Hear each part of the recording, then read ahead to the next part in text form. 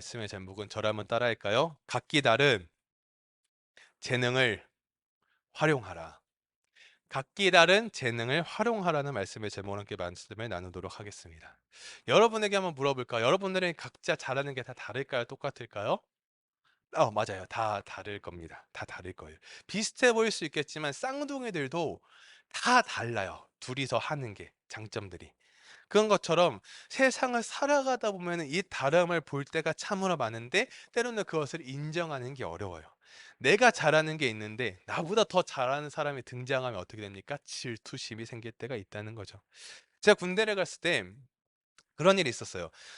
제 앞에 이제 다른 이제 병사가 한 명이 들어왔는데 제 행정병으로 이렇게 근무를 하는데 그 앞에 있는 병사가 미국 스타일이었던 거예요. 미국에서 오래 살다가 왔다 보니까 굉장히 마인드가 미국 마인드였어요. 그래 가지고 이게 군대에는 아무래도 이 체계가 있고 그런 딱 질서가 있는데 얘는 그런 걸 무시한다고 생각하는 게 아니라 무시하는 것처럼 보이는 거예요. 그래 가지고 제가 때로 혼도 선임이니까 혼도 내 보고 잔소리도 해 보고 가르쳐도 보고 막 이것저것 했는데 안 되는 거예요. 안 돼요. 근데 그 친구가 그렇게 상처를 받거나 스트레스를 받는 것도 아니고 나 혼자 저 혼자서만 계속 스트레스 받고 상처받는, 짜증이 나는데 어떻게 해야 될까 어떻게 할까 하다가 그 친구랑 이제 어떻게 할까 먼저 친해져야 되겠다. 그러니까 이게 선임과 후임으로 있다 보니까 빨리 일을 처리해야 되는 습성, 그 군대나의 특성이 있다 보니까 일을 너무 제가 하다 보니까 그 친구를 챙기기가 부족했던 거죠. 그래 가지고 그 친구랑 먼저 친해지기 시작했어요. 그래 가지고 나와 가지고 맛있는 것도 사 주고 하다 보니까 그 친구랑의 마음의 문이 열리면서 그 친구가 어떠한 사람인가를 먼저 파악하기 시작한 것 같아요. 파악하다 보니까 저랑 다름을 많이 발견하게 됐어요. 다름을 많이 발견하다 보니까 어떻게 했냐, 오히려 그 다름을 인정을 하기 시작하니까 그 친구도 저에게 다가오기 시작하고 저도 그 친구에게 다가가는 게 편해지기 시작했다는 거예요. 그러면서 생각이 드는 게 무엇이었을까요? 내 기준으로 사람을 바라보는 것이 아니라 나와 다른 그 사람을 인정하고 다름을 인정하고 받아들이기 시작할 때 당장은 힘들어도 시간이 지나면 그 사람이 편해지기 시작하고 서로가 서로를 위하는 마음들이 분명히 찾아온다는 거예요. 그것은 다름을 인정한다는 것은 무엇을 말할까요? 그 각자의 재능을 인정한다는 것입니다. 내가 잘하는 것이 있고 옆에 친구가 잘하는 것이 있다는 거예요. 그것이 질투, 비교가 되지 말아야 될 요소 중에 하나라는 것이죠. 오늘 본문에서 보여주는 것이 무엇일까요? 다른 것이 아니에요. 바로 달란트 비유의 말씀으로 다섯, 둘, 하나 달란트를 종들의 능력에 따라 주게 된다는 것이죠. 오늘 보면 15절에 보니까 각각 그 재능대로 한 사람에게는 금 다섯 달란트를, 한 사람에게는 두 달란트를, 한 사람에게는 한 달란트를 주고 떠났더니, 여기서 강조되는 단어가 바로 재능대로입니다. 재능대로. 그러면서 때로는 주의할 점이 있다면 무엇일까요? 재능대로를 어떻게 바라보냐가 중요한데 하나님께서 사람들에게 주신 재능이 제각기 다르다는 것을 의미하고 있어요. 그런 것을 보는 것이 아니라, 그렇게 보면 안 돼요. 그렇게 보는 것이 아니라 그것을 넘어 진짜 강조하는 것이 무엇이냐면 어디까지나 하나님께 우리들이 받은 갖가지 재능들을 최대한 활용하여 성실히 봉사함으로써 하나님의 기쁘신 뜻을 이루어 드려야 한다는 거예요. 하나님이 차별해 가지고 너는 다섯 달란트, 너는 두 달란트, 한 달란트가 아니라 우리가 갖가지 재능, 내게 맡겨진 재능을 잘 활용하고 발휘함으로써 하나님의 그 기쁘신 뜻이 무엇인가를 이루는 것이 가장 큰 목표라는 거예요.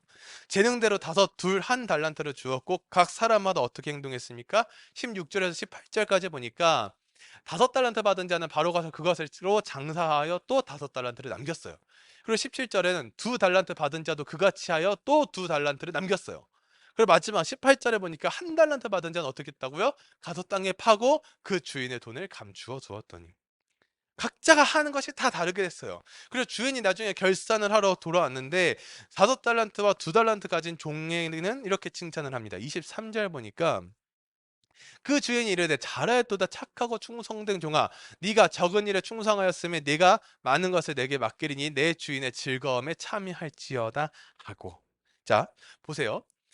하나님께서 제각기 다른 사람에게 재능을 주셨고 나에게 주어진 갖가지 재능들을 어떻게 활용하냐가 중요한 포인트입니다. 그러다 보니 갖가지 재능들을 활용한 다섯 달란트, 두 달란트의 종은 칭찬을 받았어요. 그러나 한 달란트 받은 종은 어떻게 했습니까? 애초에 땅에 묻어버렸죠. 그리고 주인은 이렇게 말합니다. 26절에서 28절에 보니까 그 주인이 대답하여 이르되 악하고 게으른 종아 나는 심지 않은 데서 거두고 해치지 않은 데서 모으는 줄로 네가 알았느냐. 그러면 네가 마땅히 내 돈을 취리하는 자들에게나 맡겼다가 내가 돌아와서 내 원금과 이자를 받게 하였을 것이니라 하고. 28절 그에게서 그 한 달란트를 빼앗아 10달란트 가진 자에게 주라. 주인이 원하는 것은 각 종이 어떻게 이 돈을 활용하는 것을 보고 싶었던 건데, 한 달란트 더 가진 사람은 어떻게 했습니까?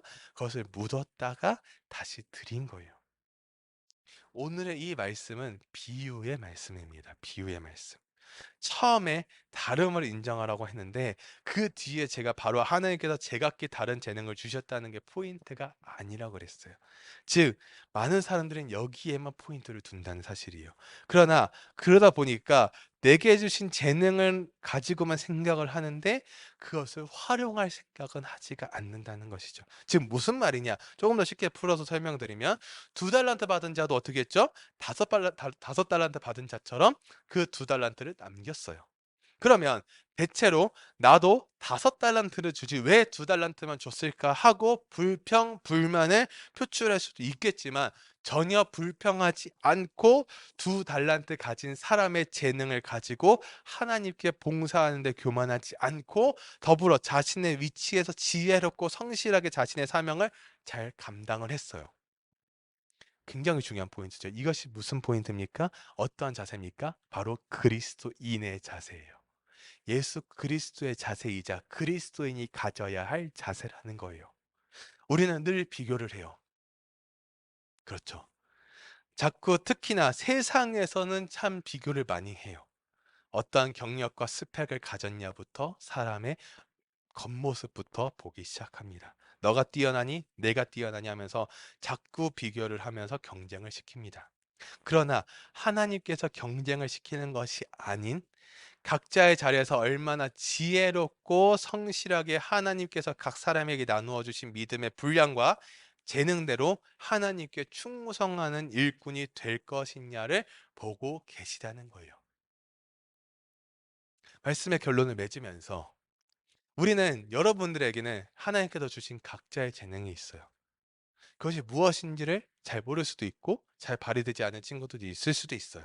그러나 이제 벌써 점점 찾아가서 발전하는 때론 친구들도 있을 거예요. 근데 그거에 위축되지 말라는 거예요. 그렇다고 우리가 비교하거나 자책하기 시작하면은 내 재능을 발휘하기도 전에 우리의 그 비교의식 때문에 무너지기 십상이라는 거예요.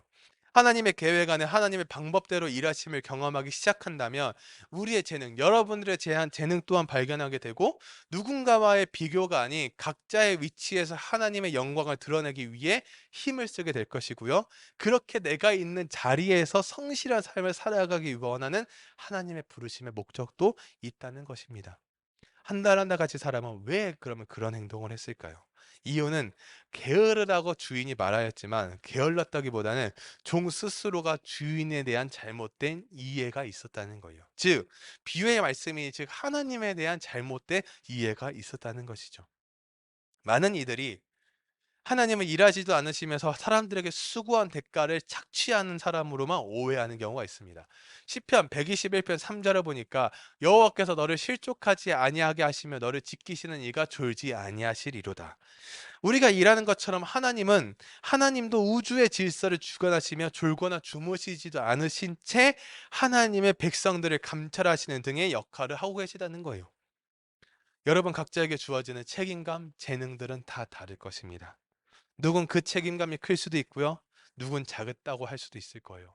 그러나 크다고 대단한 것이 아니고 작다고 부족한 것이 아니에요. 하나님이 보시기에는 모두가 다 공평하고 모두가 다 하나님의 자녀인 것입니다.